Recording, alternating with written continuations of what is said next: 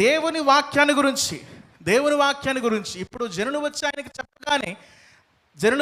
చెప్పగానే ఎంతగానో సంతోషించాడు.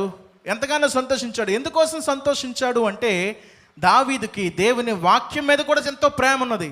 అక్కడకు వెళితే దేవుని శాసనములను చదువుకోగలను అన్నటువంటి ఆలోచన కలిగిన వాడే సంతోషిస్తూ ఉన్నాడు. ఎందుకంటే కేవలము దేవుని మందిరంలో మాత్రమే ఆనాటి కాలంలో శాసనంలో అనగా ధర్మశాస్త్రం అనేది భద్రపరచి ఉండేది. ఎవరైనా చదవాలి అంటే ఆ దేవుని మందిరానికి వెళ్ళే చదవాలి.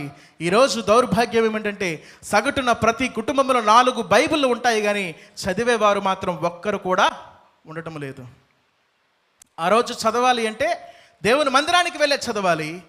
ఈరోజు చదవడానికి సమస్తాన్ని దేవుడు మనకు అనుగ్రహించిన ఒక సంపూర్ణమైన పుస్తకాన్ని నీకోసం నా కోసము దేవుడు అనుగ్రహించిన సగటున 4 పుస్తకాలు, 6 ఉంటే 6 బైబిళ్ళు వారి ఇంటిలో ఉంటాయి, కానీ చదివే వ్యక్తులు మాత్రం లేరు.